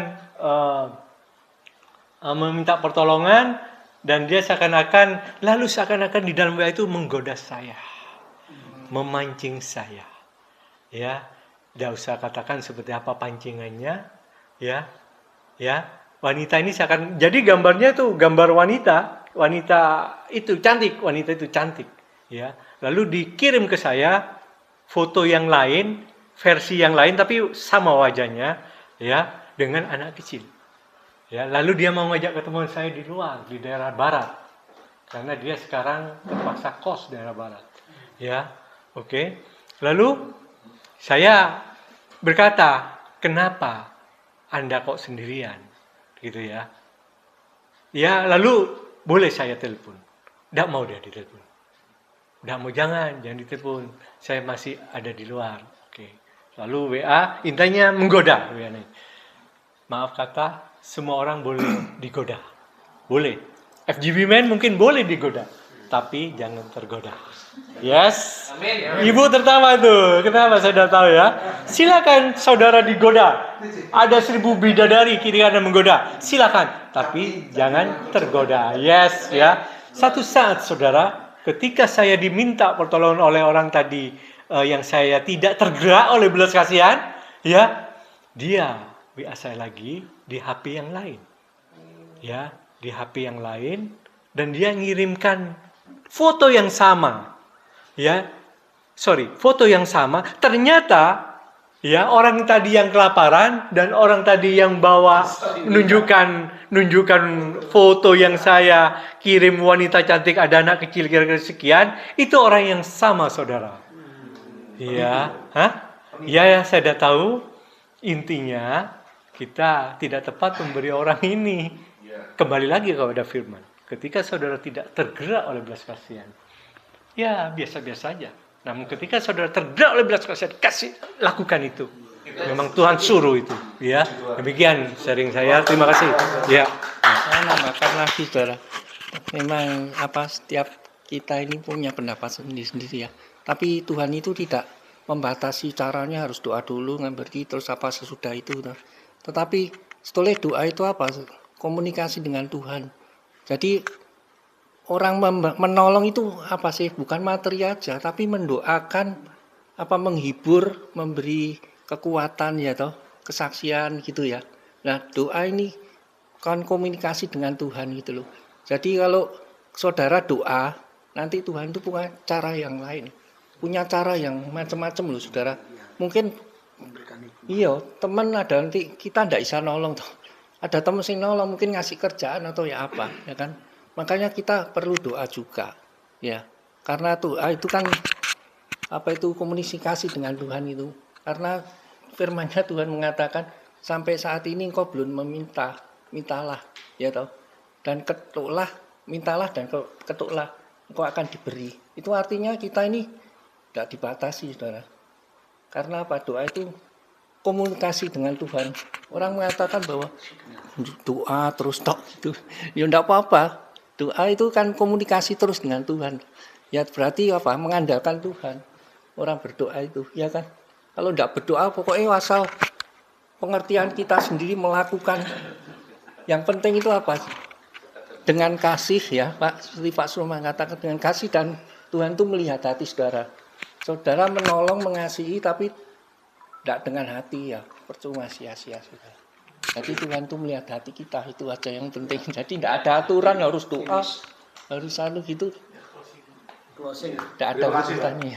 Yes. Kita lihat bagaimana Brother Gogok. Saya rasa semua tahu ya. Gogok.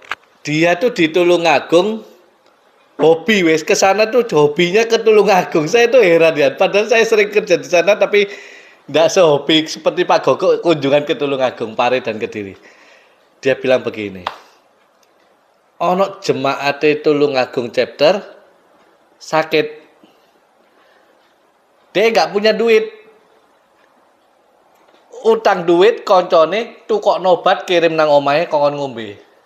3 hari kemudian orang itu sembuh. Wong loro gak butuh doa, butuh obat. Jadi let's do it, lakukanlah. Saya mulai belajar praktek. Teman saya satu chapter, dia habis kecelakaan. Waduh, mau menjelang pernikahan, mau menjelang mantu, anaknya mau menikah, dia luka sini beret, terus pantatnya ini bokongnya kena aspal, jatuh, koyok bangun tidur suwakit kabeh. Saya belajar melakukan apa yang Gogok lakukan. Saya kirim Mevinal, saya kirim obat lain lagi. Ada 3 macam obat, saya kirim 1 emplek odo, bukan obat sisa ya, 1 emplek odo gitu. Saya kirimkan, dia tak kaget. Obat apa Ki Darso? Dia bilang gitu. Wis to minuman. Aku yakin 2 hari pasti sembuh. Sehingga 5 hari lagi dia harus berangkat ke Bali untuk mantu. Akhirnya terjadi dan itu sembuh. Terkadang sesuatu tindakan itu betul. Kadang doa itu bisa menyembuhkan, doa bisa merubah segalanya, tetapi doa itu juga bisa menembus waktu. Yang lebih penting obatnya kiriman. Itu yang dibutuhkan, brother. Ternyata luar biasa. Itu tadi loh, kalau tangan kanan kita memberi, tangan kiri kita nggak perlu tahu. Itu jalan saya. Luar biasa. Silakan Pak, silakan Pak. Ya, luar biasa ya sharing kita malam ini ya. Nah, saya hanya berdasarkan Alkitab. Karena tadi sudah 2 kesaksian saya sampaikan. Yesus waktu itu ditegur sama orang Farisi, ahli Taurat. Kenapa? Karena ketika dia melakukan mukjizat, menolong, itu pada hari Sabat. Dan dia dimarahi betul sama itu.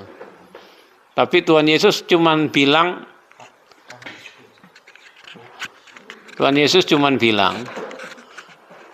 kalau ada sapi tetanggamu masuk ke dalam sumur, apakah kamu menolongnya?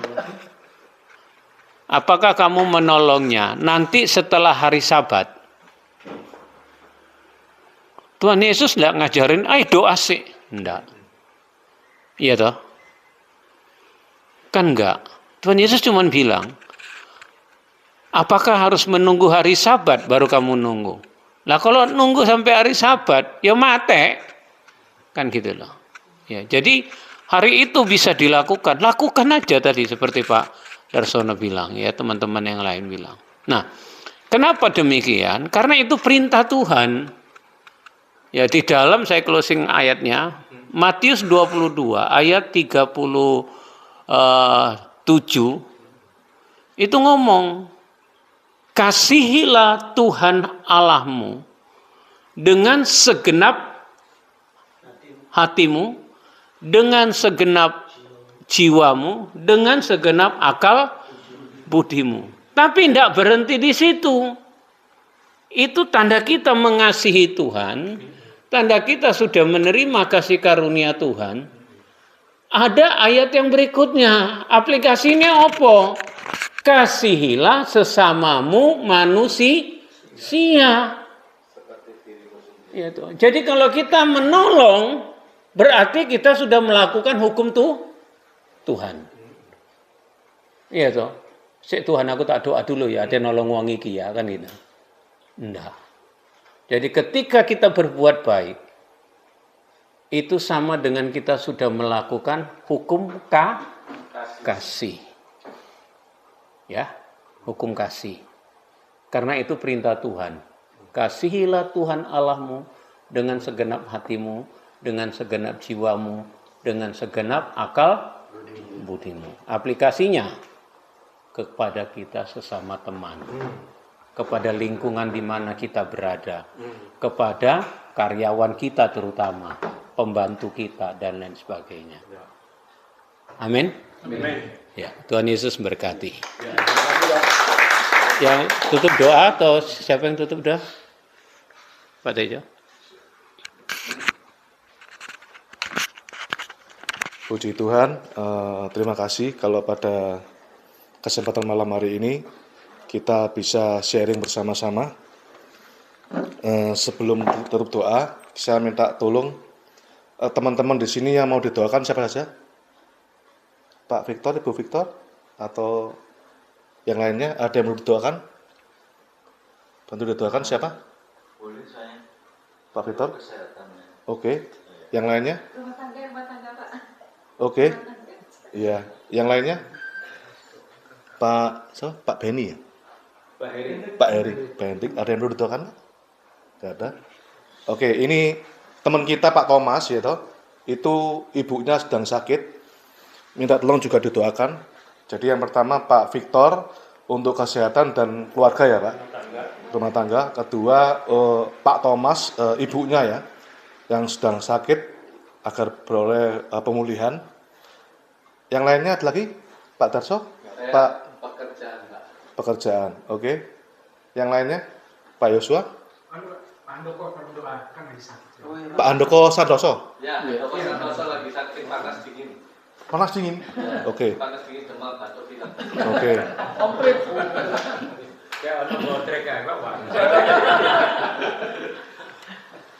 Pak Yosua Klasimo ada yang mau didoakan? Ya. Saya beberapa saat ini 15 tahun yang lalu saya ditabrak sepeda motor, jatuh duduk. Oke. Jadi tulang ekor saya bermasalah. Setelah itu saya pelayanan di Kalimantan Barat. Saya keluar dari pedalaman naik sepeda motor, digonceng ambil arek muda, buang terdes, langsung kena besinya sepeda motor itu belakang. Itu saya mesmakut itu, ya langsung kayak aduh gelap. Nah saya obati kayak Pak ke dokter, obati selesai. Umur 50-60 ini Sampai 60 ada 62. Kepala masku. Terus kok sakitnya bukan main, gitu. Saya bawa ke dokter apa, minum obat apa, enggak berpengaruh. Jadi dikasih obat nyeri, Pak nyeri ini sembuh, tahan nyerinya tok, gitu ya.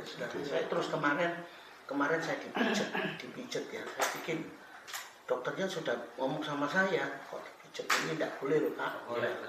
Setelah itu saya datang lagi konsultasi sama dokternya bilang satu hal yang harus Bapak lakukan. Apa itu? Operasi. Wah, saya pikir operasi. Saya tanya operasi, hasilnya bagaimana? Gambling. Iya, gambling. Waduh, berarti gak pasti Pak. Nah, saya doakan saya ini kalau pelayanan khotbah sebentar gitu akibatnya keringgingan. Kalau sudah keringgingan, kaki saya ini goyang, jalannya itu goyang kayak ngawang gitu ya. Doakan itu yang menjadi beban saya sampai hari ini. Obat apa dikasih tak minum, gitu. Tapi juga mempengaruhi ginjalnya. Ya, sama dengan Pak Yakub. Pak Yakub tulang ekornya, tulang belakangnya. Nah, saya juga ada tulang ekor, terus naik di tulang ekor itu ada geserannya di situ. Itu yang membuat saya sakitnya luar biasa.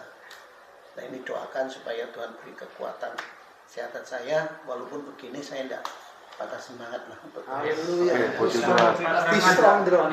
Kebetulan doakan maju aja kalian. Enggak sebentar Pak, saya tak ngomong sebentar. Jadi kan kebetulan Pak Simo ya. Saya ini kan memang sudah 5 tahun ya karena salah kejepit. Dan hasil MRI itu memang menunjukkan bahwa ada saraf kejepit di lumbar 4, 5, dan sakral 1, S1. S1 itu ya kayak ini, persis di atas tulang ekor. Nah ini ya. Nah ini kan saya sudah berobat kemana-mana, sudah ke dokter ortopedi, dokter spesialis tulang belakang, sudah ke sinset, tusuk jarum, terapi, tapi tidak ada hasilnya. Dan akhirnya dokter bilang, Bapak sudah melakukan semua pengobatan, tapi memang tidak ada hasilnya. 5 tahun loh Pak, saya sudah habis uang banyak. Nah, dokter bilang ya solusinya operasi. Tapi saya kan takut loh, mau melakukan operasi itu kan takut Pak, karena takut ada risiko. Karena kita kalau mau operasi kan harus tanda tangan dulu. Jadi kalau ada apa-apa kita tidak sanggup ke dokter, memang itu ya. Nah, tapi dokter ortopedi yang terakhir saya datang ini, kira-kira ini, Bapak sudah 5 tahun. Soalnya kalau Bapak menunda-nunda operasi itu saraf yang kejepit di tulang belakang itu lama-lama melemah. Dan kalau sudah melemah, dia mempengaruhi susunan otot dan saraf sekujur kaki dan membuat Bapak saraf itu dirusak. Jadi saraf kejepit itu lama-lama lemah dan rusak. Kalau sarafnya udah rusak, Bapak bisa jalan. Jadi resikonya kalau udah operasi juga berat. Tapi kalau operasi juga ada risiko antara gagal atau sukses. Jadi saya ini terus terang ya, saya ini saat ini lagi bergumul sama Tuhan. Tuhan, apa yang menjadi kehendakmu? Apakah saya harus operasi atau saya enggak? Kalau enggak operasi juga, menurut dokter tuh bisa lumpuh. Karena saraf yang kejepit ini kan terus lama kejepit toh. Dia tambah lemah, akhirnya dia mati sarafnya. Nah kalau sarafnya udah mati, udah rusak, itu membuat kaki lemah dan tidak sejalan. Jadi saya bingung toh, nah, operasi itu akibatnya gini, operasi itu ya ini berhasil, ini gagal. Ya, jadi saya ini terus terang saudara, saat ini saya sedang gagal apa kita? Lumpuh. Ya,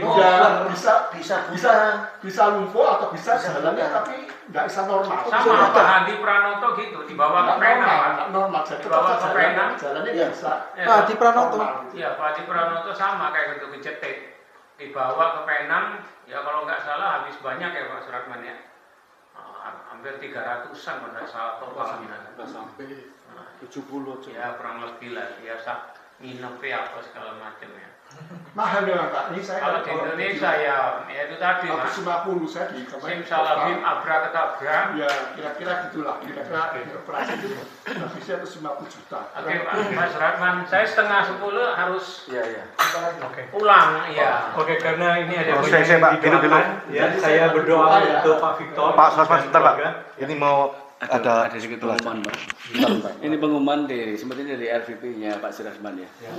Besok tanggal 18 Juli ini kita ada land lift ke Semarang Pak ya. Mungkin teman-teman ada yang mau ikut silakan. Terus tanggal 8 Agustus sampai 9 Agustus ada apa itu? Prayer di Art Hotel ya. Mungkin teman-teman bisa ikut ya. Kegiatan regional. Ya, 5 Juli ada breakfast meeting. 5 Juli besok. Siap. Terima kasih Pak. Ya, silakan Pak Sirasman. Oke. Ya, silakan. Ya. Jadi saudara ini banyak yang didoakan. Jadi saya ajak untuk mendoakan Pak Victor dan keluarga ke depan. Oke.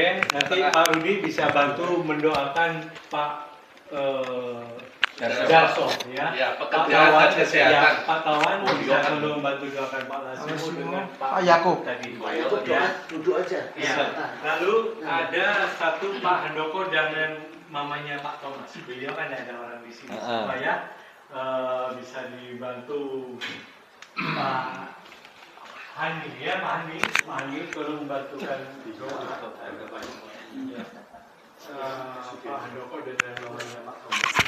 Mari saudara, kita berdoa untuk saudara kita Pak Victor dan Nyonya, terlebih kesehatannya dan rumah tangganya. Soalnya baru masih 1 tahun. 1 tahun baru nikah ya. Oke. Mari saudara kita satukan hati. Nanti kita lanjutkan dengan pokok doa yang lainnya ya. Satukan haleluya, haleluya.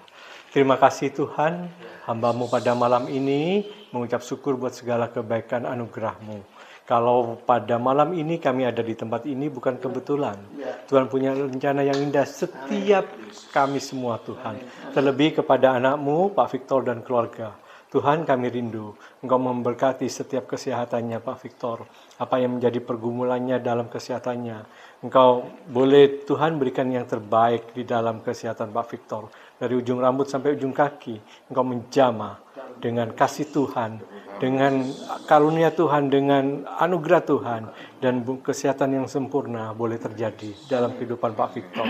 Kami juga berdoa untuk rumah tangganya Tuhan. 1 tahun sudah lewati rumah tangga ini, biarlah kasih dari Tuhan yang baru terus dicurahkan. Sukacita damai sejahtera boleh ada di dalam kehidupan rumah tangga ini Tuhan. Engkau memberkati setiap pekerjaannya, Engkau memberkati rumah tangganya. Terlebih kalau memiliki anak, Engkau memberkati masa depan anaknya Tuhan. Kasih-Mu yang baru diberikan Tuhan, dan Pak Victor bersama Ibu mengalami kebaikan Tuhan sepanjang musim kehidupannya. Sepanjang mengarungi rumah tangganya, kasih Tuhan diberikan, sukacita dicurahkan. Dan boleh anakmu ini Tuhan mengalami kebaikan-kebaikan Tuhan. Terima kasih Tuhan, kami mau serahkan rumah tangga Pak Victor ke dalam tangan Tuhan. Biarlah rumah tangga Pak Victor menjadi rumah tangga Nazaret, rumah tangga yang diberkati Tuhan, rumah tangga yang dikasihi Tuhan. Dan nama Tuhan dimuliakan di dalam rumah tangga Pak Victor. Terima kasih Bapa, di dalam nama Yesus. Haleluya. Amin. Silakan Pak Rudi berdoa untuk Pak Darso. Ya. Pekerjaan Pak Darso. Pekerjaan dan ini boyok sakit. Yes. Dan kesehatannya. Haleluya. Ya, haleluya. Ya. Terima kasih ya Bapak, Ya. Saudara yang kami kenal, kami sembah di dalam nama Tuhan Yesus. Terima kasih ya Tuhan atas fellowship yang indah pada malam hari ini ya Tuhan. Kami bisa berkumpul di sini ya Tuhan untuk bersekutu, memuliakan, memuji-muji Engkau ya Tuhan. Haleluya. Kami tidak henti-hentinya bersyukur ya Tuhan karena Engkau sudah menyertai kami sampai dengan detik ini. Pada malam hari ini ya Tuhan kami bersepakat ya Tuhan bersama-sama untuk mendoakan ya Tuhan saudara-saudara saya Tuhan yang mungkin mengalami kelesuan di dalam bidang ekonomi Ya. Tuhan. Haleluya. Tolong Tuhan. Atas kasih-Mu, pertolongan-Mu ya Tuhan. Tolong Tuhan. Engkau buka jalan ya Tuhan, berikan mata pembudi ya Tuhan. Haleluya, haleluya, haleluya. Sehingga menemukan terobosan-terobosan Amin. baru ya Tuhan. Amin. Amin. Amin Tuhan. Di dalam mencari pelanggan-pelanggan baru atau Ya. peluang-peluang bisnis di dalam bisnis yang dikelolanya Tuhan. Haleluya, Berikan ya Tuhan hikmat ya Tuhan, akal budi ya Tuhan. Haleluya, haleluya. Agar bisa memulihkan kembali ya Tuhan usahanya ini Ya. dalam perbaikan ekonominya ini. Yes. Dan juga kami berdoa ya Tuhan kiranya untuk sakit penyakit Ya. yang mungkin dikeluhkan oleh Ya, saudara-saudara Tuhan saya sembuhkan. di dalam Haleluya. pinggang atau boyok itu. Ya. Dan itu kan Engkau berkenan ya Tuhan, berbelas kasihan ya Tuhan, Yes. untuk bisa memulihkan ya Tuhan kesehatan daripada saudara-saudara seperti semula ya Tuhan. Dan juga Engkau memberikan jalan ya Tuhan. Haleluya. Apa dari pola hidup atau mungkin obat ya Tuhan yang bisa Haleluya. menyembuhkan ini. Engkau memberikan Ya. petunjuk ya Tuhan, memberikan hikmat akal budi ya Tuhan, sehingga saudara-saudara Amin. pulih kesehatannya Amin. seperti semula di dalam nama Tuhan Yesus. Dalam nama Kami Yesus. sudah berdoa. Haleluya. Haleluya. Amin. Amin. Terima Mari kasih. Pak Tawan, God bless. silakan berdoa untuk Pak Lasimo dengan Pak Yakub. Silakan. Ayo kita berdoa untuk Pak Lasimo dan Pak Yakub. Haleluya. Pak Yakub dan juga Haleluya. Pak Lasimo. Ya. Segala pujian hormat kemuliaan bagimu Tuhan. Kami percaya kehadiran-Mu menguduskan kami, memberkati setiap kami. Sehingga oleh karena kasih karunia-Mu Engkau menjadikan kami menjadi orang yang benar. Dibenarkan oleh karena kasih karunia. Dan doa orang benar dipanjatkan dengan sungguh-sungguh besar kuasanya.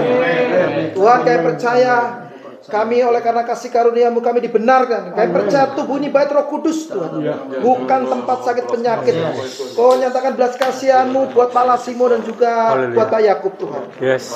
Kami teringat Rasul Paulus, Tolong Tuhan. Rasul yang Kau pilih pun ada duri dalam daging. Ya. Kami percaya kedua hamba-Mu Pak Lasimo dan Pak Yakub ini bukan pada duri dalam daging, ada penyakit saraf yang terjepit Haleluya. di dalam tulang belakang sampai ke tulang ekor. Kami tolong. percaya Tuhan di dalam nama Dalam Tuhan nama Yesus, Tuhan tolong. darah-Mu Tuhan tolong. mengalir darah yang kudus itu. Dalam nama Yesus. Menggantikan saraf-saraf yang terputus, Dalam nama saraf-saraf Yesus. yang terjepit, Amin. mengganti yang Amin. baru dari surga. Amin. Kami percaya saat itu juga mujizat terjadi bagi setiap Amin. orang percaya. Amin. Amin. Doa orang benar dipanjatkan sungguh-sungguh besar. Amin. Haleluya. Haleluya. Kami percaya Tuhan iman boleh bertumbuh dengan setiap masalah yang kami hadapi.